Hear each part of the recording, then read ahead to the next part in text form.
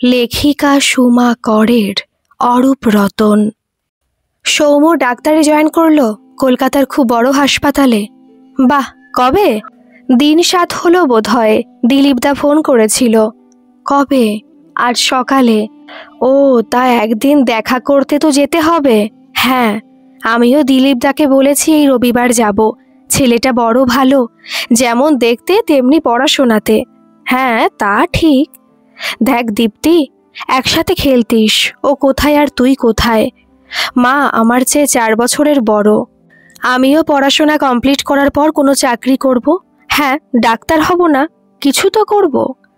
কত ভালো ছেলে বসে আছে তোকে চাকরি দেবার জন্য, যেন ওরা মরে যাচ্ছে।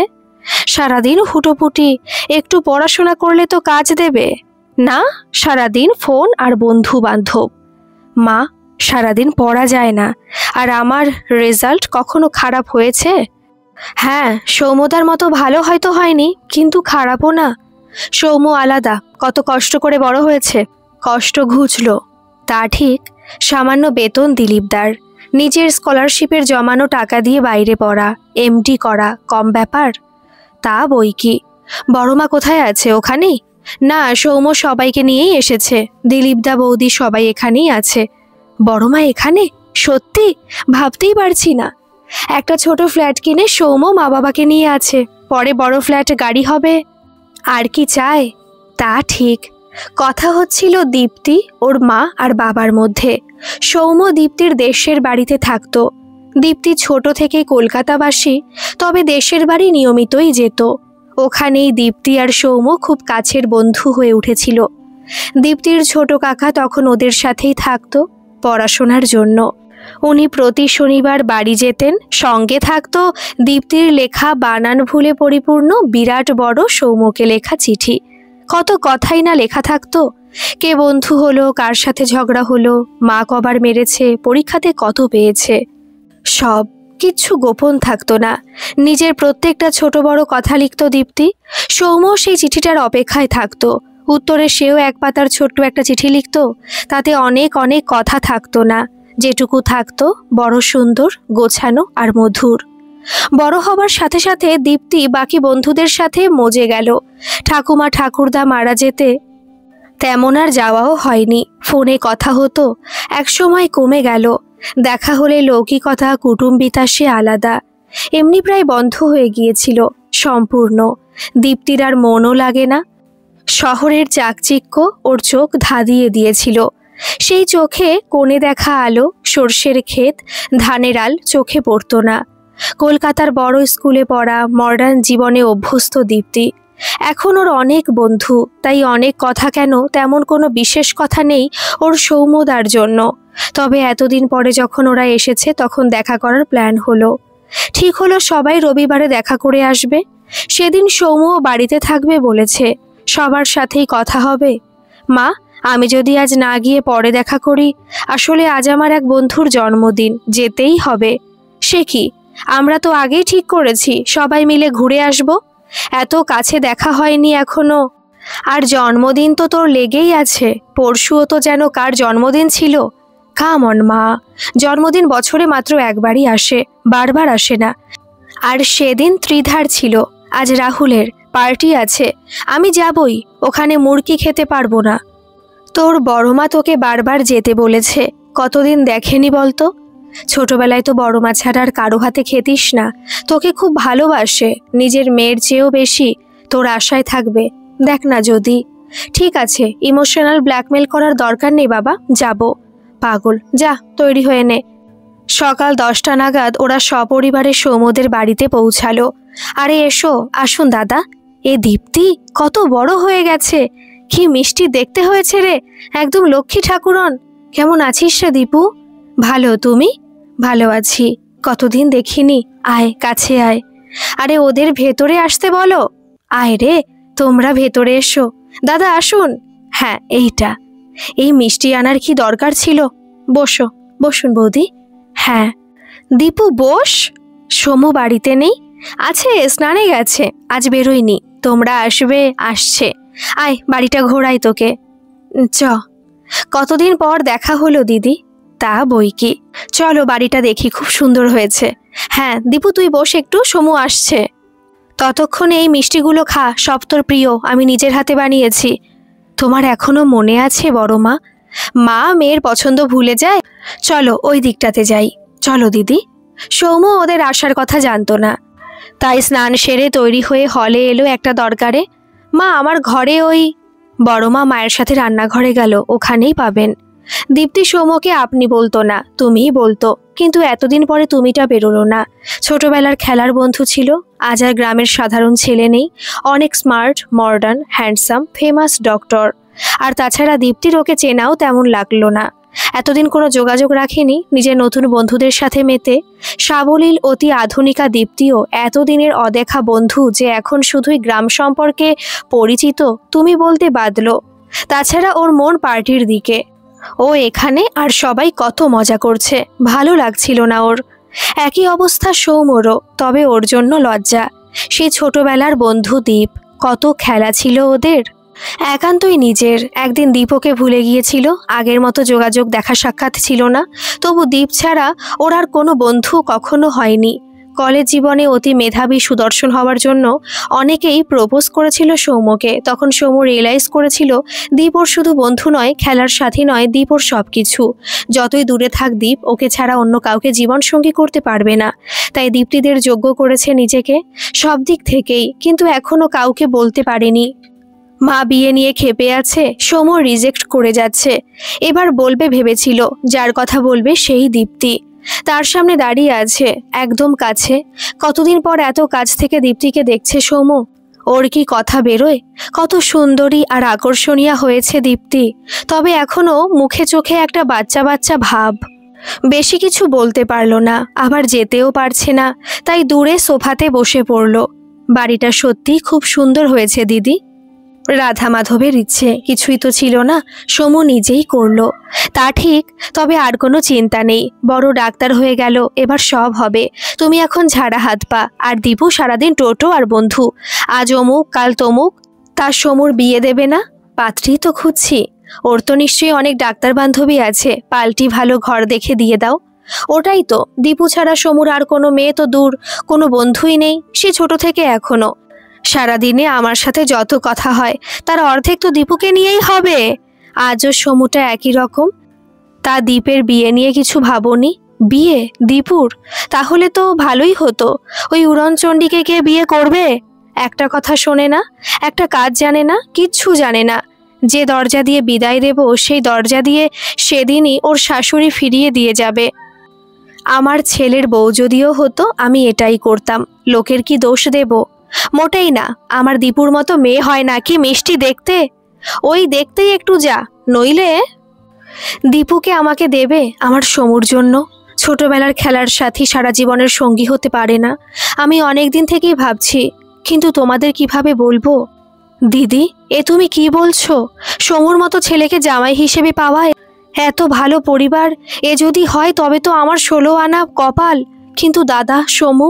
ও রাজি, ওই বলেছিল ও দীপুকে নিজের মেয়ের চেয়ে কম দেখে না। সমু, ওকে দীপুর মতো একজনকে মেনে নেবে? আমি তো মা, আমি বলছি। ও মুখে না বলুক, ও দীপুকে খুব পছন্দ করে। তুমি বিশ্বাস করবে না, দীপের দেওয়া চিঠি, কার্ড, উপহার, রান্নাবাটির খেলনাগুলো, পুতুল, কড়ি সব সমুর কাছে এখনো একইভাবে আছে। ওর একটা টিনের ট্রাঙ্কে। মাঝে মাঝেই দেখে। ভালো না বাসলে কি দেখতো? আমি কত মেয়ের ছবি দেখি, ওর মন বোঝার চেষ্টা করেছি। ও না ছাড়া কিচ্ছু বলেনি, তাই আমি তোমাদের সঙ্গে কথা বলবো ভেবেছিলাম। এবার এ ভাগ্য দিদি, পোড়া কপালের এত ভাগ্য হবে? তুই আজ গিয়ে কথা বলবি? অবশ্যই, ভেবো না। সারাদিন খাওয়া দাওয়া, গল্প, হাসি ঠাট্টা, পুরানো স্মৃতিচারণাতেই কেটে গেল। অনেক গল্প হলো সবার সাথে সবার, কিন্তু দীপু আর সমু সরাসরি কোনো কথা বলল না, বলতে পারল না। দীপু খুব একটা চায়ও নি। ওর বন্ধুর জন্মদিন, সবাই কত পিক দিচ্ছে, ও যেতেই পারতো, তাই মেসেজই করে যাচ্ছিল। আর সমু, ওর তখন দীপুর দিকেই মন, খুব চাইছে একটা কথা বলতে, হ্যালো বলতে পারছে না। একটা কথা কি বলা যায়? ওদের ঘরে এসেছে কিছু বলা সভ্যতা, কিন্তু সবার সাথে এত কথা বললেও দীপ্তির বেলাতে হ্যালোটুকুও গলায় আটকে গেল। বারবার মনে হচ্ছিল কতদিন পরে আবার সবাই একসাথে, কতদিন। এই দিনটা যদি ধরে রাখা যেত নিজের করে, কিন্তু তা হবে না। তাই সন্ধ্যার পরে ওরা বেরিয়ে গেল। দীপ্তি হাঁপ ছেড়ে বাঁচল। তারপর চলে গেল বন্ধুদের সাথে দেখা করতে। খুব দেরিও হয়নি। মা বাবা অনেক আপত্তি করেছিল, কিন্তু শুনল না, গেলই। শোনো, দীপু দিন দিন কেমন হয়ে যাচ্ছে। আগে ছিল না এমন, এখন শুধু বন্ধু, শপিং। ভালো লাগে না। কিছু করতে হবে, নইলে কোনোদিনও অঘটন ঘটাবে। কি করবে? ওভাবে বড় হয়েছে, যেমন বন্ধু তেমনই তো হবে। তুমি বুঝছো না, এখন দিনকাল ভালো না, সাবধান হতে হবে। সোজাসুজি বলো, ভনিতা ছাড়ো। আমি দীপুর বিয়ে দেব এখনই। হ্যাঁ, ওর তো এই 22 বছর, এখন ও বয়ে যাচ্ছে, বুঝতে পারছো না? কাউকে দরকার যে ওকে শাসন করতে পারবে। তাছাড়া মেয়েদের 22 বছর বিয়ে করার জন্য ঠিকই। হ্যাঁ, কিন্তু তাই বলে তো যার তার হাতে দিতে পারো না। ওকে বুঝবে এমন কাউকে। সমুর চেয়ে ভালো ওকে আমরাও বুঝি না একসাথে। সমু মানে? আজ দিদি বলল সমুর জন্য দীপুর সম্বন্ধ। ওরা চাইছে, ওরা রাজি, দেখতে ভালো, সেটেলড। আর কি চাই? তুমি ওর চেয়ে ভালো পাত্র তোমার গুণধর কন্যার জন্য পাবে। দেখো, তোমার সব কথাই ঠিক, কিন্তু দীপু রাজি হবে না। ওর ঘাড় হবে। তুমি রাজি? সমু আমার ছেলেই। ওর হাতে যদি আমার পাগল মেয়েটার দায়িত্ব দিতে পারি, আমার কোনো চিন্তা থাকবে না। পরের দিন ব্রেকফাস্ট টেবিলে কথাটা পাড়া হলো। আমি আর তোর বাবা ঠিক করেছি তোর বিয়ে দেব। কি? বিয়ে? আমার? তা নইলে কার? পারবো না, এখন সম্ভব নয়। কেন মা? এখন আমি বিয়ে করে জীবনটা স্পয়েল করতে পারবো না। এটা আমার আনন্দের সময়। আচ্ছা, তুমি তো আমার বিয়ের কথা কোনোদিন বলনি, আজ কেন? পাত্র কোথায় পেলে? সমু। হোয়াট? তুমি পাগল? সমুদা আমার বন্ধু ছিল, ওর সাথে বিয়ে হতে পারে না। দেখ, আমরা সবাই রাজি, তুই অমত করিস না মা। তোর বাবার হাই প্রেশার, ডাক্তার সাবধানে থাকতে বলেছে, কিন্তু তুই দিন দিন কি হয়ে যাচ্ছিস। না, তোকে বিয়ে করতেই হবে। তোমাদের পছন্দ তো তোমরা করো, আমাকে টানছো কেন? দীপ্তি, মার খাবি তুই। মা, চেঁচিও না। আমি বিয়ে করলেও রকিকে করব। আমি রকিকে ভালোবাসি মা। ওই লোফার ছেলেটা যে কবে কলেজে ভর্তি হয়েছে সেটা জানতে গেলে ইতিহাস ঘাঁটতে হবে। রাস্তাতে বেরোলে তো ওকে দেখবই, সাথে একটা মেয়ে, জামার মতো মেয়ে পাল্টায়। আর ওর নেই এমন কোনো খারাপ নেশা তো পৃথিবীতেই নেই। ওকে তোর পছন্দ? নমস্কার, তোর পছন্দ কে দীপু? মা, তোর মা ভুল কি বলেছে যে এভাবে চিৎকার করছিস? বাবা প্লিজ, ওর বাবার খুব বড় বিজনেস, ওকে দেখতে হয়। তাছাড়া ওইসব কাজে একটু আধটু স্মোক ড্রিঙ্কস চলবেই, দোষের নয়। আর ওরা বিজনেস পার্টনার মা। তোকে কত সুন্দর করে বোকা বানিয়েছে রে। আচ্ছা, একটা ভালো ঘরের ছেলে, বড়লোক বলছি না, শিক্ষিত বলছি না, ভালো মনের ছেলে দেখে বোঝা যায়। ও তো আগাগোড়া নকল, ফাঁপা। বিজনেস আছে, জুয়ো খেলে, সিগারেট খেয়ে চেহারাটা তেমনি ভূত করেছে একটু আধটু। আর বিজনেস পার্টনারের সাথে সারা দিন ঘোরার কি আছে? বাবা, তুমি ভুল করছো। না, আমি ভুল করিনি। তোকে এই লোফারটার সাথে ঘুরতে দেখে কতজন আমাকে বলেছে। আমাকে জোর করলে আমি পালাবো। বেরিয়ে যা, তোর মুখ দেখবো না। রকিকে ভালোবাসি বলছে। শান্ত হও, তোমার প্রেশার আছে, মাথায় রক্ত উঠে যাবে। উঠুক, ও কি ভেবেছে রকি তার চেয়ে ডুবে মর? একবারে মরবি, সারা জীবন জ্বলতে হবে না। এত চেঁচিও না, ডাক্তার বারণ করেছে। না, ও বলুক আগে। কি বলবো? আমি রকিকেই বিয়ে করব। তুমি যতই চেঁচাও। রাগ মানুষের বুদ্ধি নষ্ট করে দেয়। তাই হলো, খুব চেঁচামেচি হলো। দীপ্তির গায়ে হাতও তুলল। দীপ্তি বেরিয়ে চলে গেল। তার কয়েক মিনিট পরেই বন্দনা মানে দীপ্তির মা দেখলেন জয়ন্তবাবু প্রচণ্ড ঘামছেন, হাঁপাচ্ছেন, বুকে হাত দিয়ে রেখেছেন। যা ভয় পাচ্ছিলেন তাই হলো, কার্ডিয়াক অ্যারেস্ট। বন্দনা দেবী সঙ্গে সঙ্গে সৌম্যর সাথে যোগাযোগ করে, কিন্তু চেক করতে গিয়ে বোঝা যায় কিছু করার নেই, এক্সপায়ার করে গেছে। সাজানো গোছানো সংসারটা একদিনেই কেমন ভেসে গেল। বন্দনা দেবী পাথর হয়ে গেলেন। একটুও কাঁদলেন না। সবাই কাছেই ছিল, দিলীপবাবু, আশা দেবী, সৌম্য, সবাই নীরবে কাঁদছে। দীপ্তি শুনেই চলে আসে। তখন কথা কাটাকাটি হলেও ওর বাবাকে বড় ভালোবাসে। ডায়েট চার্ট মেনে খাবার, ওষুধ সবও দিত। রান্না ওর মা করত, কিন্তু বাবার জিনিসপত্র ও হাতের কাছে এগিয়ে দিত। মা বাবা তোর পৃথিবী ছিল, সেই পৃথিবীটা কেমন অন্ধকার হয়ে গেল। দীপ্তি বুঝতেই পারেনি বাবা নেই মানে কি। বাবাকে আর দেখতে পাবে না, বাবার আদর করবে না, জিনিস কিনে দেবে না। বন্দনা দেবী দীপ্তিকেই ওনার স্বামীর মৃত্যুর কারণ ভাবেন। তাই হাসপাতালে ওকে দেখে এলোপাথারি মারতে লাগলো, চুল টানতে লাগলো। তিনি হুঁশে ছিলেন না, তিনি হয়তো মেরেই ফেলতেন সৌম্য না থাকলে। সৌম্য দীপ্তিকে সরালো। দীপ্তি কেমন যেন হয়ে গেল। ও কখনো মার খায়নি, তাই এত। মা কেমন পাগল পাগল, বাবা নেই, ও কি করবে বুঝতে পারছিল না। ওর ব্রেন বোধহয় এতটা অবাক হয়ে গিয়েছিল যে কাঁদতে হবে সেটা ধরতেই পারেনি। তাই সৌম্য যখন বলল কাকিমার মনটা ভালো নেই, আসলে দীপ্তি ঝরঝর করে কেঁদে ফেলল। বাবাকে হারানো, গোছানো সুখের সংসার হারানো, মায়ের অমন অবস্থা, বাবাকে দেখতে না পাবার যন্ত্রণা, তখন বাবাকে না বলা সরি, সাথে বাবার সাথে কত ছোট বড় মধুর স্মৃতি। বাবা ওর খুব কাছের ছিল, মায়ের থেকেও। ছোটবেলায় ওকে কোনোদিন কোল থেকে নামায়নি, কত আগলে রাখতো। বাবা নেই, সব মিলে দীপ্তি বড় কাঁদছিল। নিজের সব কষ্টের বহিঃপ্রকাশ ফোপাচ্ছিল। চোখের জলে মুখটা ভিজে গেছে, নাকটা লাল হয়ে গেছে। নিজের ছোটবেলার সাথী, একমাত্র বন্ধু, ভালোবাসাকে এভাবে কাঁদতে দেখে সাথে কাকুকে হারানো সৌম্যর চোখও শুষ্ক ছিল না। এই তো কালই সবাই কত ভালো ছিল, কত আনন্দ করলো, আর আজ কত কিছু এক নিমেষে বদলে গেল। হয়তো সবই বদলে গেল। বিলাসিতায় অভ্যস্ত চিরকাল দীপ্তি। ড্রেস, অ্যাক্সেসরিজ, মেকআপ, প্রোডাক্টস, প্রচুর অর্থ ব্যয় হতো। মাঝে মাঝে পার্টি তো আছেই, কিন্তু এখন খুব মেপে চলতে হয়। হঠাৎ অসুখ বিসুখ দরকার তো আছেই। দীপ্তি নিজেও বুঝলো ও কি পরিমাণ অপব্যয় করেছে। স্বামী মারা যাবার পর থেকে নিজেও খুব অসুস্থ হয়ে পড়েছেন বন্দনা দেবী। প্রায় দিনই জ্বর আসে, খুব দুর্বল। গলার আওয়াজটা কেমন চিচি করে বলেন। দীপ্তি অনেক পাল্টে গেছে। বাবা মারা যেতে আপনজন আত্মীয় কেমন এড়িয়ে চলে। আইবুড়ো মেয়ের দায়িত্ব কে নেবে, খুব একটা কথা বলে না, বন্ধুরাও কম, দেখতে কেউ আসেনি। আর রকি বিজনেসে নাকি ব্যস্ত, সান্ত্বনা বাক্য বলে ফোন কেটে দেয়। দীপ্তি একটু কথা বলতে চায়, মনটা একটু হালকা করতে, কারো কাছে কাঁদতে চায়। বন্দনা দেবী ওকেই দায়ী মনে করে, তাই কথা বলে না, ওর হাতে খায়ও না। দীপ্তিকে এখন প্রায় সব কাজই করতে হয়, পারে না। সৌম্য রোজ এসে দেখে যায়, সৌম্য সাহায্য করে। এখন সৌম্যর মধ্যে কোনো জড়তা নেই। বন্দনা দেবীর চেক আপ, ওষুধ খাওয়ানো, রান্নাও করে। আসলে বন্দনা দেবী সৌম্য ছাড়া আর কারো কথা শোনে না। দিলীপবাবু আর আশা দেবীও প্রায়ই আসেন, ফল টল নিয়ে আসেন। সেদিন দীপ্তি বাদে বন্দনা দেবীর ঘরে সবাই ছিল।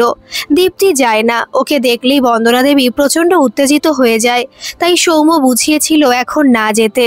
ওকে দেখলে মানসিকভাবে দুর্বল হয়ে পড়েন। তাই দীপ্তি আসে না, বাইরে থেকে দেখে, চলে যায়। ও নিজেও নিজেকে খুনি ভাবে, বাবার খুনি। বাবার রক্ত ওর হাতে, খুব কাঁদতে ইচ্ছে করে, চেঁচিয়ে পারে না। শোনো না, বলছি তুমি আমাদের সাথে চলো না। না দিদি, তা হয় না। চলো না ছোট মা, আমিও নিশ্চিন্তে থাকবো। সারাদিন চিন্তা হয়। তুই যে আমার জন্য চিন্তা করিস সেটা কম নয় রে। মাঝে কতদিন যোগাযোগ নেই, তাও তোরা কত করছিস। আর যাদের এত আপন ভাবতাম, ওরা পাছে সাহায্য করতে হবে ভেবে দেখতেই আসে না। তুই এমনি অনেক করেছিস। নিজের অবস্থানটা বুঝি, বোঝা হব না। মা বলি, মা কখনো সন্তানের কাছে বোঝা হয়? এখন নিজের মায়ের ঠাঁই হয় না। ছোট মা, আমি তোমাকে মাই ভাবি। তুমি যদি ছেলে ভাবো তাহলে যাবে, ব্যাস, নইলে আর কথাই বলবো না। চলুন না বৌদি, সবাই একসাথে থাকবো। চলো না। সমু হাসপাতালে চলে যায়, তোমার দাদা পেপারে ডুবে থাকে। আমরা দু বোনে আবার আগের মতো অনেক গল্প করব, কাজ করব, অনেক মজা করব। চলো না। জীবনে প্রথম কিছু চাইছি, দেবে না? বন্দনা দেবী কিছু বলতে পারলেন না। ওনার চোখ দিয়ে পড়া জলের ধারা সব বলে দিল। কেউ আর কোনো কথা বলল না। সৌম্য দীপ্তিকে বলার জন্য ডাকলো। এখন আর ওকে দীপ বলে না, ও সবই শুনেছিল রকির কথাও। দীপ্তি, হ্যাঁ আসছি। বলো সৌম্যদা। ছোট মাকে রাজি করিয়েছি, কাল তোমরা আমাদের ফ্ল্যাটে শিফট করবে। ছোট মার এখন কাউকে দরকার সব সময়ের জন্য। তোমার পড়াশোনা, কলেজ, বন্ধু বান্ধব, তুমি এত পেরে উঠবে না। এই কথাটা ওকে অনেকেই বলেছে, সবাই শুনেছে আসলে, কেউ ইচ্ছে করে, কেউ অজান্তেই। সৌম্য খারাপ কিছু মিন করেনি, তবু দীপ্তি বুঝলো বাবার মৃত্যুর জন্য ও দায়ী। ওর চোখ দিয়ে জল পড়তে লাগলো। সৌম্যর চোখে পড়ল না। আমি যাব না, মা যাক, আমি এখানেই পারবো। ছেলে মানুষই করো না, এখন সেই সময় নয়। একা মেয়ে থাকার অসুবিধা জানো?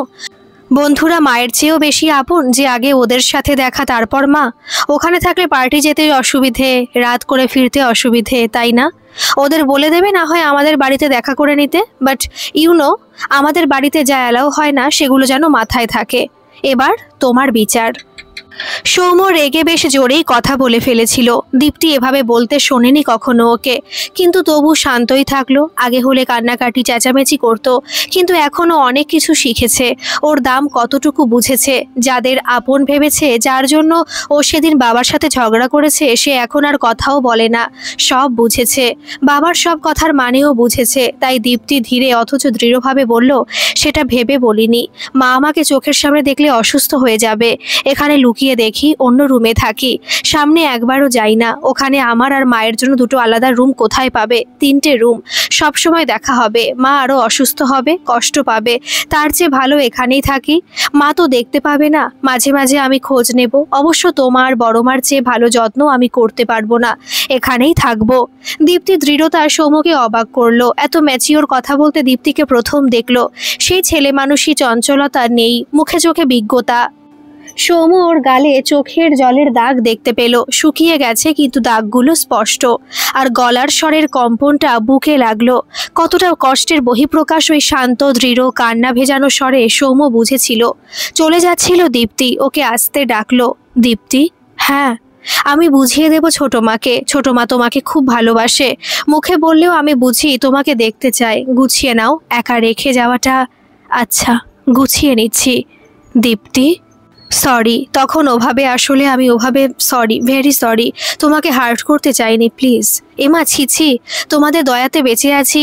আর আমার মতো সস্তার মেয়েকে এভাবে বলা যেতেই পারে। সবাই বলে, আমার জন্যই সব হয়েছে, অভ্যেস হয়ে গেছে। সবাই বলতে পারে, আমি মানি না। আমি জানি তুমি কাকুকে কতটা ভালোবাসো। তোমাকে তোমার চেয়ে বেশি চিনি। তুমি সস্তার নাকি দামি সে বিচার আমি করব।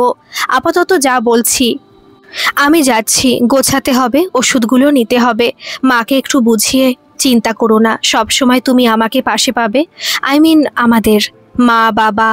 তোমার মায়ের একটা ওষুধ আছে এখন। হ্যাঁ। সবাই মানে দীপ্তি আর বন্দনা দেবী সৌম্যদের ফ্ল্যাটে উঠলেন। সবসময় আশা দেবী আর দিলীপবাবু এমনভাবে ঘিরে রাখে, হাসি ঠাট্টা তামাশাতে যে পুরোটা না হলেও বন্দনা দেবী সুস্থ হয়ে উঠলেন। অনেকটাই বলা চলে। খুব অল্প হলেও দীপ্তির সাথে কথা বলে। দীপ্তি অনেকটা বদলে গেছে। ও বোঝে এখানেও আশ্রিত। আশ্রিতের সম্মান বলে কিছু থাকে না। এরা বাড়ির কাজের লোকেরও নিচে। কোনোভাবেও সাহায্য করতে পারে না, কিন্তু খুব চেষ্টা করে। মিনতিদের সাথে তরকারি কাটা, জামা কাপড় কাচা, এসব চেষ্টা করে। বাসনগুলো ওই মাঝে, সবাই বারণ করলেও। মায়ের ওষুধ আর ফল নিজে নিয়ে আসে বাবার পেনশনের টাকা দিয়ে। সবজি বাজারের খরচটাও অনেকটা ওই করে। সরাসরি তো টাকা দেওয়া যাবে না, তাই এভাবে।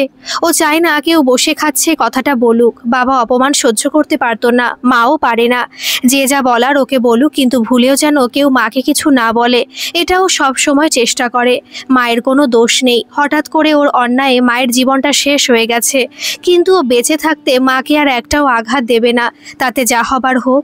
দীপ্তি এটা বোঝে না এরা এত কেন করছে।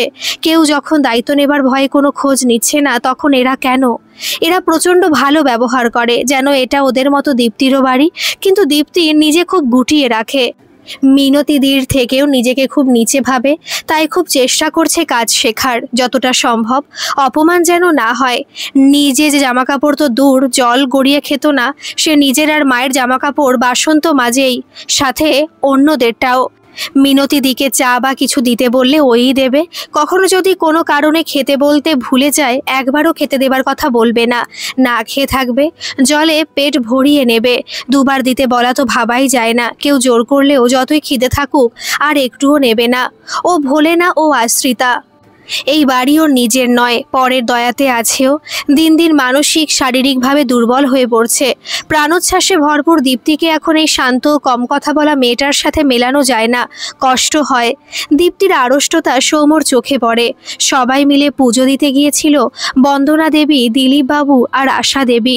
মনটা ভালো থাকবে। দীপ্তি যায়নি, ও ঘরেই ছিল। সৌম্য ঘরে ফিরে জিজ্ঞাসা করে, এখনো ফেরেনি?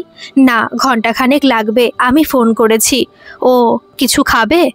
হ্যাঁ, কিন্তু তোমাকে আনতে হবে না, আমি খুঁজে নিচ্ছি। না না, আমি আনছি, আমি তো ঘরেই আছি। ঠিক আছে, কি আছে? সকালের গাজরের হালুয়াটা আছে। ও গ্রেট, আমি তাহলে গরম করে আনছি। ওকে, থ্যাংক ইউ। এই নাও, আমি চা করছি। দীপ্তি। হ্যাঁ? এতটা তো থাকার কথা নয়। মা, ছোট মা উপোস করেছে, বাবার আমি তখন খেলাম। তখন যতটা ছিল এখনো ততটাই আছে। তুমি খাওনি? না, খিদে ছিল না। মা তোমার জন্যই করেছিল। আর তোমার তো ফেভারিট। লাস্টবারে যখন কাকুর সাথে এসেছিলে তখন খেয়েছিলে। আজ খিদে নেই? না, আসলে ভালো লাগছিল না তো। মাও বলেছিল তুমি খাওয়া দাওয়া কমিয়ে দিয়েছো কেন। একদিন খিদে না থাকলে মানা যায়, রোজ? তুমি কতটা উইক তুমি নিজে বুঝতে পারো না? তুমি এখন ছোটমার সব কিছু। তুমি অসুস্থ হলে ছোটমাকে সুস্থ করা সম্ভব না। ছোটমার সব স্বপ্ন তোমাকে নিয়ে। তুমি পড়াশোনা কমপ্লিট করবে, জব করবে, সেটেলড হবে, দেখবে ছোটমা একদম সুস্থ হয়ে যাবে। পড়াশোনার সাথে তো কোনো সম্পর্ক নেই, বাকি সব কাজ আছে। মিনতিদি রান্না করলে পাশে দাঁড়িয়ে থাকা, বাসন মাজা, জামা কাপড় কাচা, গাছে জল দেওয়া, ঘর মোছা, অ্যান্ড ইয়েস বাজারও করো। তুমি এগুলো না করলেও অন্য কেউ করে দেবে, কিন্তু পড়াশোনাটা প্লিজ শুরু করো কাল থেকে। না, আমি জবের জন্য অ্যাপ্লাই করেছি, কলেজ করতে পারবো না। ও ভালো, কিন্তু তোমার মনে হয় না যে মাস্টার্সটা কমপ্লিট করলে আগে আরও পড়লে জবের ক্ষেত্রে সুবিধে হবে? মনে হয় না? এত সময় নেই। মাকে ভালো রাখার জন্য সামান্য হলেই চলবে। বাবার পেনশনে সব চালানো, সাথে পড়াশোনা একটু মুশকিল, তাই জবটা জরুরি। আমি মাকে পূর্ণ সম্মানে রাখতে চাই। 1 মিনিট, বুঝলাম না। এই বাড়িতে অপমানটা কবে হলো?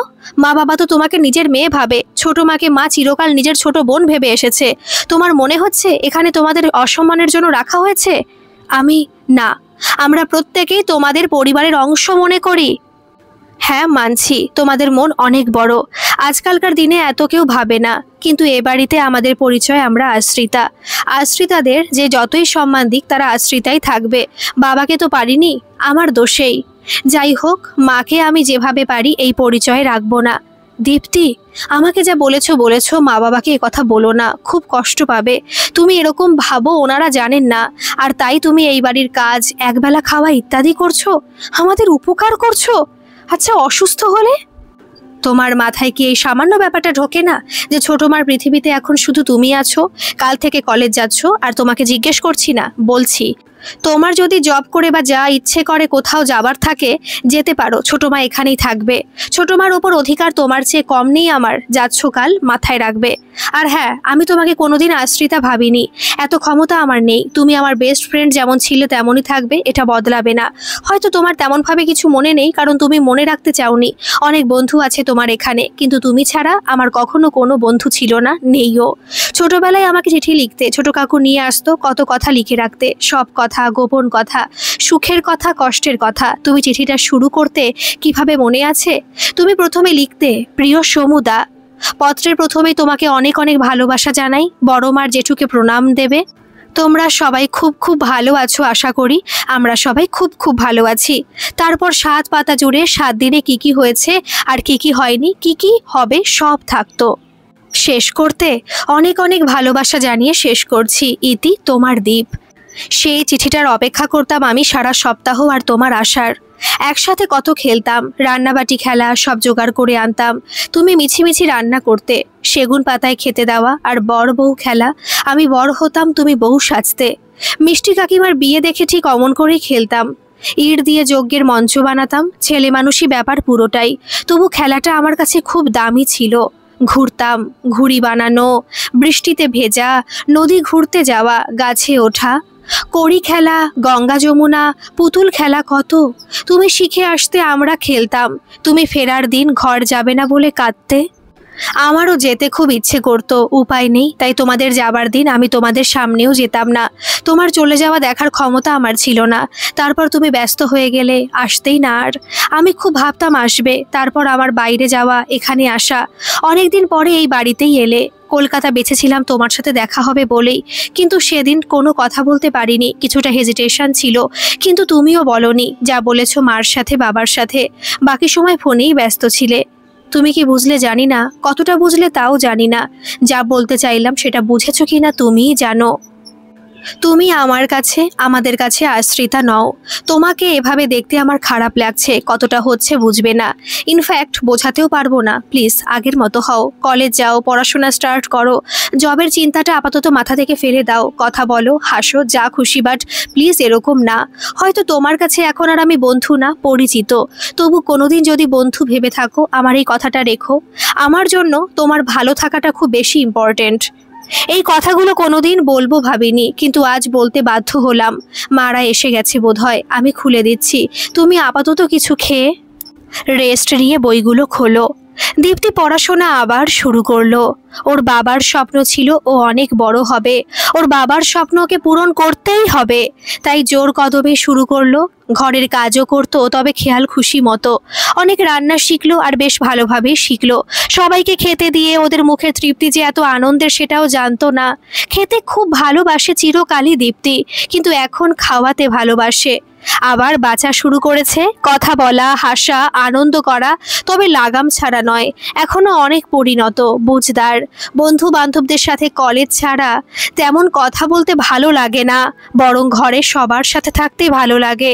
ছোটবেলার কথা বলতে, ঘুরতে যেতে, বাবার জন্য, মায়ের জন্য, বড় মার জন্য, জেঠুর জন্য, আর অবশ্যই সৌমের জন্য। সারাদিন নিজের মনের অজান্তে দীপ্তি সৌমর ফেরার অপেক্ষা করে, কথা বলার জন্য, দেখার জন্য মুখিয়ে থাকে। বেশিক্ষণ ওর সাথে কথা না বললে একটা অন্যরকম একাকিত্ব কাজ করে। 1 বছর হতে চলল। দীপ্তির জন্মদিন খুব ঘরোয়াভাবে সবাই পালন করলো। 23 বছরের হয়ে গেল দীপ্তি। সৌমকে একটা টেডি বিয়ার আর ডার্ক চকোলেটস দিল। আরও একবার দীপ্তি আর সৌম একটা অচ্ছেদ্য বন্ধনে বাধা পড়তে লাগলো, সে ছোটবেলার মতো। তবে এবারের বাঁধনটা অনেক বেশি শক্ত। কিছুদিন পরে দীপ্তির বাবার মৃত্যুবার্ষিকী, সেই নিয়েই কথা বলছিলেন বন্দনা দেবী আর দীপ্তি। কত তাড়াতাড়ি দিনগুলো পেরিয়ে গেল না? 1 বছর হতে চলল। হ্যাঁ, প্রথমে মনে হয়েছিল আর বাঁচবো না। একজন স্ত্রীর কাছে স্বামীর মৃত্যু অনেক বড়, ওর জগৎটাই শেষ হয়ে যায়। তখন তোকে কত দায়ী করেছি। না মা, দোষ আমার। আমি রকির মতো একটা হীন চরিত্রের ছেলের জন্য বাবার সাথে, ছি, নিজের ওপর নিজের লজ্জা লাগে। ভুলে যা, ভোলা কি যায়? আমাদের ছোট্ট পরিবারটা কখন যে কি হয়ে যায়।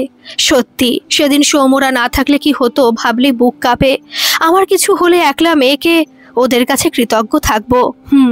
আজকের দিনে এত ভালো মানুষ হয় না। তাই তো রে, আমরা তোর জন্য কত ভালো পাত্র বেছেছিলাম বল। সৌমর মতো ছেলের স্ত্রী হবার জন্য জন্ম জন্মান্তরে তপস্যা লাগে। দীপ্তি লজ্জা পেল, কেমন যেন একটা ফিল করলো। এই কথাটাতে যতটা খুশি হলো, পরের কথাটাতে ততটাই কষ্ট পেল। তুই যে কি হারালি তুই নিজেও জানিস না। কত দামি জিনিস তুই হাতছাড়া করলি। সৌম ঠিক তোকে আমাদের মতো করে খেয়াল রাখে। যাই হোক, এসব ছাড়। আমি ভাবছিলাম তোর বাবার কাজটা মিটে গেলেই তোর বিয়ে দিয়ে দেব। আমি সৌমকে পাত্র খুঁজতে বলেছি, ও তোর জন্য সেরা পাত্রটাই বাঁচবে। মেয়ে তো বিয়ে করতেই হবে। শুধু মেয়ে কেন, প্রতিটা ছেলেকেও বিয়ে করতে হবে। দিদি এসো, দাদা আসুন। হ্যাঁ, এই আসছিলাম, তখনই কথাটা কানে গেল।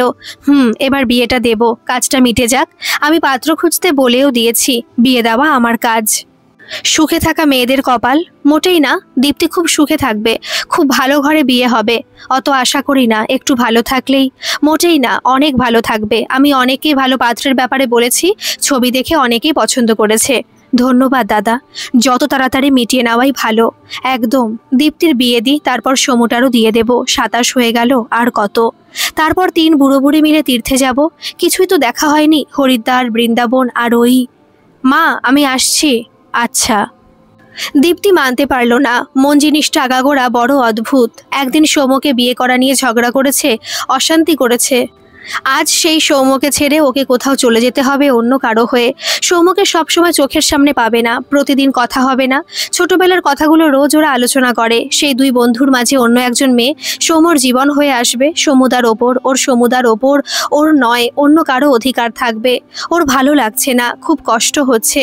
টপ টপ করে চোখ দিয়ে নিজের অজান্তে জল ঝরে ওর গাল দুটো ভিজিয়ে দিল। রাতে খাবার টেবিলে সে প্রসঙ্গ আবার। প্রথমে দীপ্তি, তারপর সৌম এই শুনছে। বিয়ের ব্যাপারটা ওর মাথা থেকে বেরিয়ে গিয়েছিল। আশা দেবী আগের বছরই বিয়ে দেবেন বলে ক্ষেপে উঠেছিলেন। দীপ্তিকে বিয়ের কথা বলার পর কাকুর হার্ট অ্যাটাক। এতদিন নানা ঝামেলায় কথাটা ওঠেনি, কিন্তু এখন উপায় কি? কোনো জুৎসই অজুহাত পাচ্ছে না। তারপর যত বড়ই কারণ হোক, এবার ওর বিয়ে দেবেই। অথচ সেই ছোটবেলায় পুতুল খেলার বয়স থেকে যখন দুজনে বিয়ে বাড়ির অনুষ্ঠান দেখে মিছিমিছি বিয়ে করত, তখন থেকে বুঝুক না বুঝুক দীপ্তিকেই ও বউ ভাবত। যখন বুঝতে শিখলো, তখন দীপ্তিকে বিয়ে করতে চেয়েছিল। কিন্তু আর কোনো অশান্তি হওয়া চলবে না, সবাই যেন ভালো থাকে। তাই ও সিদ্ধান্ত নিল, মা যাকে বলবে তাকে বিয়ে করে নেবে। কিন্তু চোখের সামনে দীপ্তির বিয়ে কি করে দেখবে? দীপ্তি এদিকে ভয় পেয়ে গেল সৌম্যকে ঠিক আছে বলতে শুনে। ও সারাদিন ধরে প্রার্থনা করেছে, বলতে গেলে মনের মধ্যে একটা আশা ছিল যে সৌম্যকে ছাড়া অন্য কাউকে বিয়ে করতে রাজি হবে না। নকল খেলা, নকল বড়বউ সব সত্যি হবে। কিন্তু সৌম্য রাজি হয়ে গেল। ওর আর বলার কি থাকতে পারে, ও নিজেই তো হারিয়েছে। আর বাকিরা, দিলীপ বাবু বাদে উনি রুমে পেপার পড়ছেন, এমন করে তীর্থের গল্প করছে যেন বিয়ে গোছগাছ হয়ে গেছে, এবার জাস্ট বেরোনো। কোথায় কেমন হোটেল, কিভাবে যেতে হবে, আগে কোথায় যাওয়া যায় থেকে গ্রামে ওদের বয়সী মেয়েদের কটা নাতি নাতনি হলো এবং কবে ওরা নাতি নাতনির মুখ দেখতে পাবে, সবই ওদের কপাল। কত আশা ছিল ওদের নাতি নাতনির সাথে খেলবে, তারপর এলো নাতি নাতনির নাম। আমি তো ঠিক করেই রেখেছি, ওদের নাম দেব মুলু, আলু, লালু আর গুলু। বেশ গুবলু গুবলু দেখতে হবে। 4টে। সৌম্য বলেই বিষম খেলো। জল খেতে বলে বন্দনা দেবী বললেন, যদি গোলগাল না হয়? কেন হবে না, যা খাওয়াবো না ঠিক হবে। যদি না হয় তখন শিম, বরবটি, লাউ, পটল দেব। যতই একটা কঠিন নাম থাক, দাদু দিদার নাম একটু এমন হয়, আদরের বলে কথা। তা ঠিক দিদি, নাতি নাতনি ছেলে মেয়েদের চেয়ে দামি হয়। আমার তো খুব ইচ্ছে, অনেকগুলো বাচ্চা সারা ঘর ঘুরে বেড়াচ্ছে, কেউ স্কুলে যাচ্ছে, কেউ হাঁটছে, কেউ খেলছে, কেউ হামাগুড়ি দিচ্ছে, কেউ ঘুমোচ্ছে, কেউ খাচ্ছে, কেউ হাসছে, সারা ঘরে বাচ্চা আর বাচ্চা, সবই ষষ্ঠীর কৃপা। সৌম্য আবার বিষম খেলো আর জল খেলো না। ও বুঝলো এখানে আর বেশিক্ষণ থাকা যাবে না, তাই উঠে গেল। দীপ্তিও নিজের রুমে চলে গেল। ওর খুব ইচ্ছে হলো কাঁদে, কিন্তু কাঁদবে কি বলে? কেউ জিজ্ঞাসা করলে কি উত্তর দেবে? বলেছিলাম না, সোজা আঙুলে ঘি না উঠলে বাগাতে হবে। দুটোকেই আমি চিনি, সমান জেদ আর তেমনি অভিমান। দেখ না কি করি। দিদি, তোমার কথাই যেন সত্যি হয়। দীপুকে আর কারো হাতে দিয়ে আমি শান্তি পাবো না। অবশ্যই আমি সৌম্যর বিয়ে দীপ ছাড়া আর কারো সাথে দেব না। তবে কিছু ড্রামা করতে হবে। তোমার দাদা যতই বলুক সিরিয়াল দেখার উপকারিতা আছে, তাড়াতাড়ি সব মিটলে বাঁচি। হ্যাঁ, এবার ডোজ বাড়াতে হবে। আমি যা বলবো তুমি তাই করো। তোমার দাদাকে তো বলাই আছে। দিন যত কাটছে দীপ্তির মনের মধ্যে ভয় বাসা করছে। এই বাড়িটা ছেড়ে, সবাইকে ছেড়ে, ওর সমুদাকে, ওর সৌম্যকে ছেড়ে ও যেতে পারবে না। কিন্তু সৌম্যর কোনো আপত্তি নেই। যতগুলো পাত্রের ছবি দেখানো হচ্ছে বেশ মন দিয়েই দেখছে, সাজেশনও দিচ্ছে। কোনো অস্বাভাবিকতা তো ও দেখতেই পাচ্ছে না। দীপ্তি, একটা ভালো পাত্র পেয়েছি। ভালো তো? আরে না, খুব ভালো। তোকে খুব পছন্দ হয়েছে। তোর সেই লাল শাড়ি পরা ছবিটা পাঠিয়েছিলাম। পাত্র কেমিস্ট্রি প্রফেসর, কলকাতাতেই বাড়ি, কাছেই, রোজ দেখা হবে। ভালো না? দেখতেও রাজপুত্র, তোর পছন্দ হবেই। ভালো তো? কি তখন থেকে ভালো তো ভালো তো করছিস? শোন, আজ 5টাতে ওরা তোকে দেখতে আসবে। এই শাড়িটা পরবি না এটা বলতো? এইটা পড়ুক, লালে আমাদের দীপুকে নতুন বউ লাগে, সাথে হালকা গয়না, ভারী কিছু লাগবে না। হ্যাঁ, তাহলে আমি গয়নাগুলো বের করে নিই। হ্যাঁ, আর আমি বরং খাবার দিকটা দেখি। আচ্ছা, মুখে কিছু লাগিয়ে দেব? আমাকে যেদিন যেদিন দেখতে আসার কথা হতো সেদিন সেদিন কি সব দিদু লাগিয়ে দিত। দীপুর দরকার নেই, ও এমনিতেই বিদেশি মেমেদের মতো ফর্সা। আর এখন ওসব কেউ লাগায় না, শুধু কাজলটা দিবি, বড় বড় চোখে কাজল বেশ মানায়। আর আর কি, আজ বিয়ে নয়, শুধু দেখতে আসছে। তোর মা এমন করছে মনে হচ্ছে আজকেই লগ্নেই বিয়ে। মায়ের জন্য যেন আরেকবার আগের মতো মা কষ্ট না পায়, তাই ইচ্ছার বিরুদ্ধে সাজলো। টিপ, কাজল, হালকা গয়না আর লাল শাড়িটা। পিঠ পর্যন্ত কোচানো চুল খোলা রাখতে বলল বন্দনা দেবী। খোলা চুলে ওকে বেশি সুন্দর লাগে। পাত্রপক্ষ এসেছে, তার আওয়াজও পেয়েছে।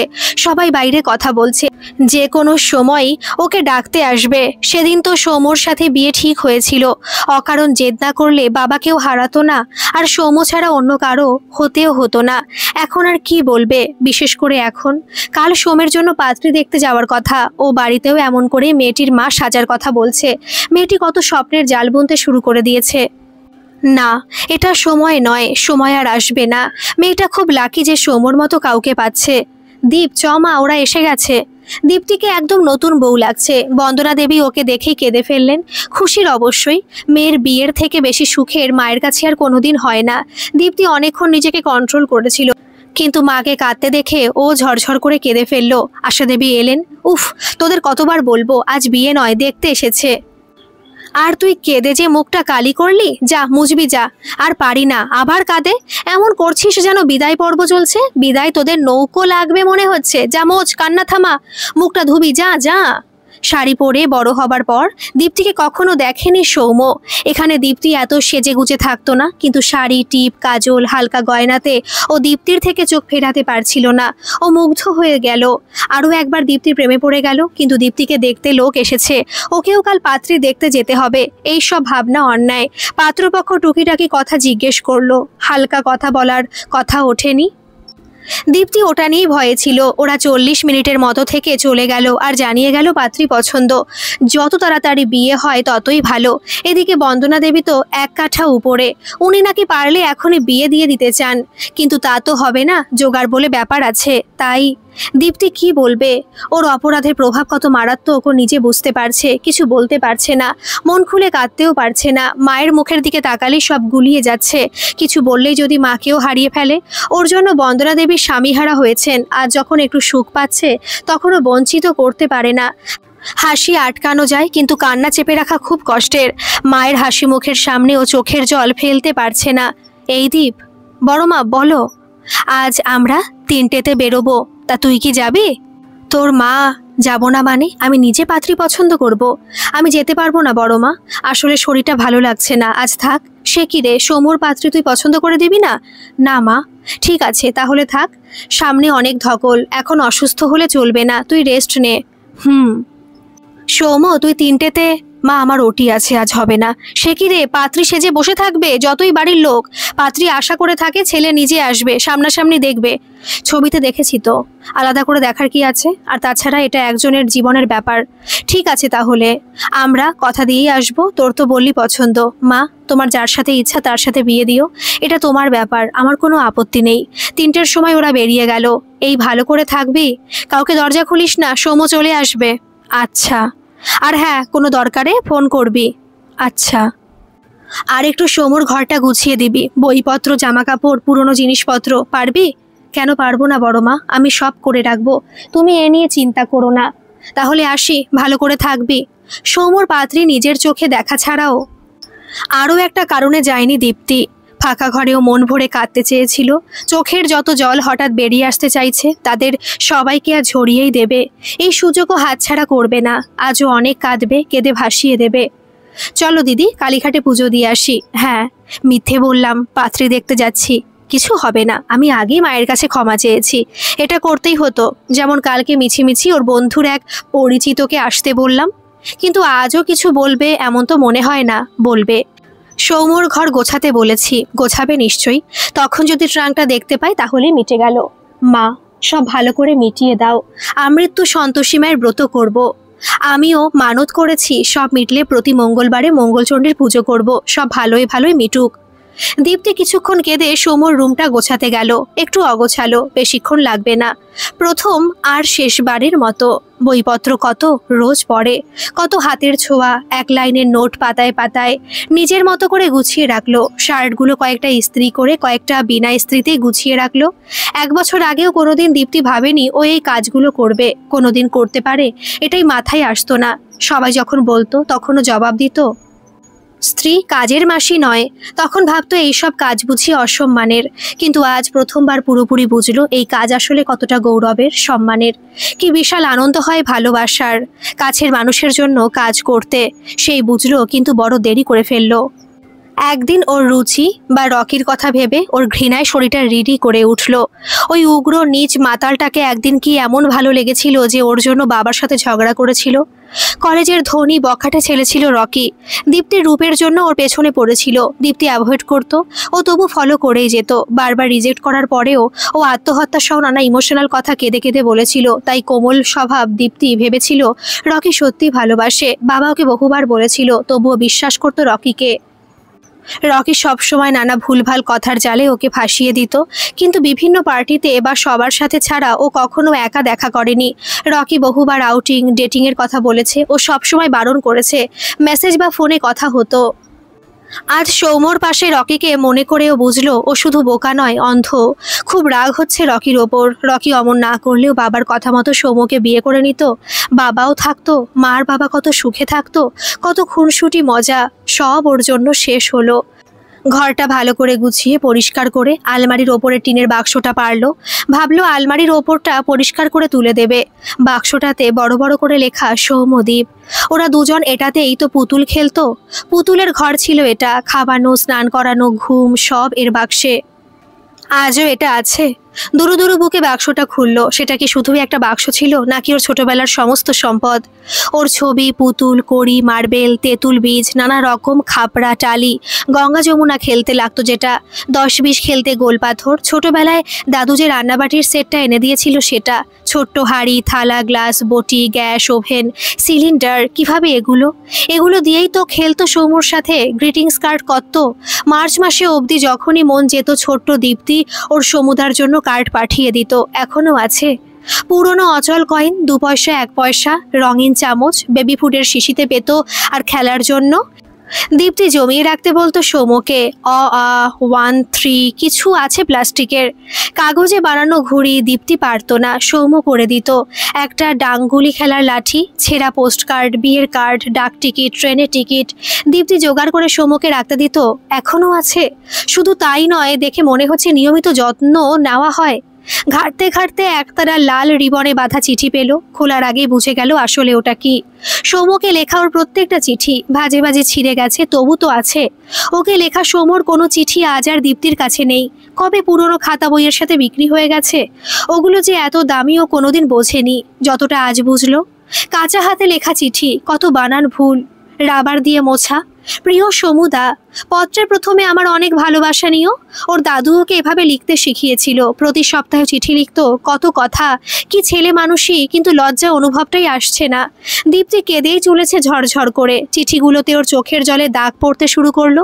শেষে লিখেছে, পত্রের শেষে ভালোবাসা জানিয়ে শেষ করছি, ইতি তোমার দীপ।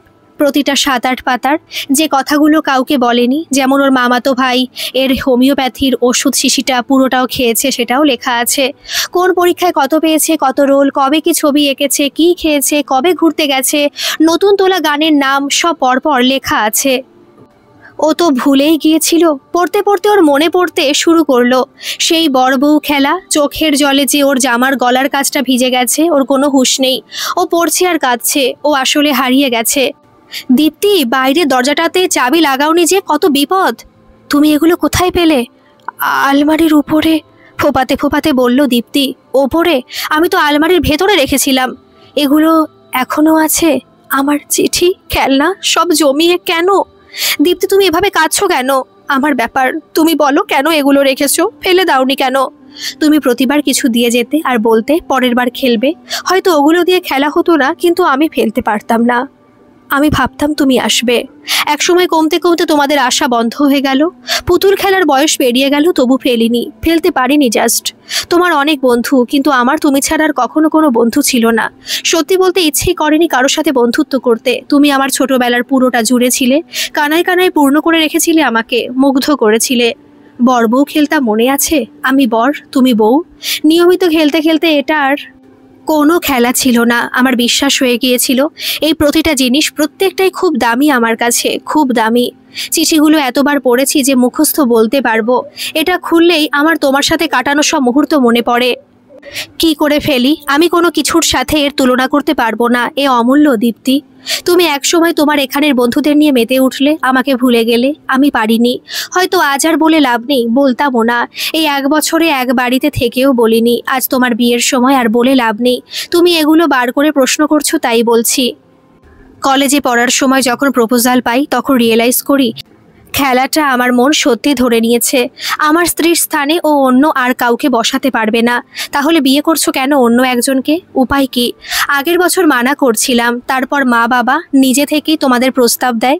ছোট মা কাকু তো রাজি হয়, কিন্তু তুমি বলো তোমার জীবনে মা কবে থেকে আমার বিয়ের আশা করে আছে।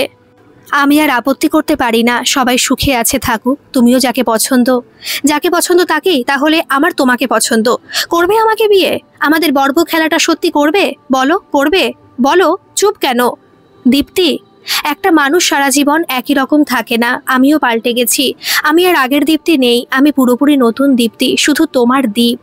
এই কথাটা আজ বলছো যখন আমাদের দুজনেরই বিয়ে ঠিক হয়ে গেছে? তোমার বিয়ের ডেট ঠিক হয়ে গেছে আর আমারটা আজ করে আসবে। যে কথাটা শোনার জন্য এত অপেক্ষা করেছি সেটা এমন সময় বললে যখন আমাদের হাতে কিছু নেই। কথার খেলাপ ছোটমার অপমান, তুমি কি তা চাও? দীপ্তি দুহাতে মুখ ঢেকে কেঁদে ফেলল। সৌম্যরও কষ্ট হচ্ছে। দীপ্তি আজ ওর হতে চাইছে কিন্তু উপায় নেই, ওর চোখও শুষ্ক নেই। সৌম্য ভাবতে লাগলো কোনো উপায়। বাড়ির সবাই কথা দিয়ে ফেলেছে অন্য জায়গায়। আনমনে সৌম্য আবার বলে ফেলল, এত দেরি করলে দীপ? ছোটবেলাতে যেভাবে ডাকতো দীপ বলে ঠিক সেইভাবে এতদিন পর আবার সৌম্যর অবচেতন মন ওকে বলালো দীপ। দীপ্তি শিউরে উঠল, তারপর কিছু না বলেই চলে গেল। সৌম্য ওখানে জিনিসগুলোর পাশের একটা চেয়ারে বসে পড়ল। ওগুলো ওভাবেই ছড়ানো। এতদিনের সবকিছু সন্ধ্যার প্রায়ান্ধকারে হালকা বাতাসে উঠছে। দীপ্তি সন্ধ্যা দিল, তুলসী টবের কাছে প্রদীপ জ্বালালো, শাক বাজালো, তারপর রান্না করতে গেল। তার কিছু পরেই সবাই চলে এলো। পুজো দিয়ে এসেছে, তবে চিন্তাও আছে। ট্রাঙ্কটাকে খুলেছে। দীপ্তি আর সৌম্যকে নিজের কথা বলেছে। ঘরে ঢুকে কাউকে সামনে পেল না। সন্ধ্যা, অন্ধকার, লাইটও জ্বালায়নি। সোম যে বলল প্রায় চলে এসেছে, আসেনি। দীপু কোথায় গেল? এই সোম, দীপ, দীপ, কি কোথায় ছিলি? আমার ঘরে। দীপু? এই তো রান্নাঘরে, শুনতে পাইনি। লাইটগুলো জ্বালা। এমন অন্ধকার করে রেখেছিস কেন? কি হয়েছে তোদের? এমন অন্ধকার মুখ কেন? কই লাইট জ্বালাও, দেখবে মুখ চকচক করছে। পাত্রী কেমন দেখলে? কবে বিয়ে? পরে বলবো। তাহলে আমি আসি, তরকারিটা বসিয়ে এসেছি। দীপু দাঁড়া, তোকে ঘরটা যে গোছাতে বলেছিলাম গুছিয়েছিস? হ্যাঁ। নতুন পুরনো সব? হ্যাঁ। পুরনো জিনিস, আলমারিটা পরিষ্কার? মা 1 মিনিট, আমার ট্রাঙ্কটা তুমি বার করেছিলে? ওটা আলমারির ওপরে ছিল না কখনো। আর দীপ্তিকেও আমার ঘরটাই গোছাতে বলেছো, যেখানে তুমি ওকে কোনো কাজ করতে দাও না। কি এসব? হ্যাঁ, আমি বার করেছি আর ইচ্ছে করেই ওকে বলেছি, কারণ আমি চাইছিলাম দীপ্তি তোর মনের কথাটা জানুক, তুই ওকে পছন্দ করিস সেটাও জানুক, আর সাথে ওর মনের কথাটাও বলুক। আমার ধারণা দীপ্তিও। তাহলে আমাদের বিয়ে ঠিক করলে কেন? কেন পাত্রী দেখতে গেলে? দীপ্তির বিয়েই বা? সোম, আমি বলছি দিদি, সোমু, আমরা তোমার জন্য পাত্রী দেখতে যাইনি, পুজো দিতে গিয়েছিলাম। আর সেদিন দীপ্তিকে যে দেখতে এসেছিল ও দাদার বন্ধুর পরিচিত। আমাদের অনুরোধেই ওরা এসব করে। হ্যাঁ, ও রতন কাকার দূর সম্পর্কের আত্মীয়। সোমু, আমরা চেয়েছিলাম তোদের বিয়ে দিতে, কিন্তু তোরা তো, তাই বাধ্য হয়ে তোদের অন্য স্থানে বিয়ে ঠিক করেছিলাম নাটক করে। আমি দীপ্তিকে তোর বউ করতে চাই, আর আমাদের সবারই এটাই ইচ্ছা। এবার তোদের মত। মা, আমরা রাজি। সত্যি দীপু? আমার বুদ্ধি কাজে দেবে না, হতেই পারে না। কথায় তো বলেই স্ত্রী বুদ্ধি, কাজ তো দেবেই।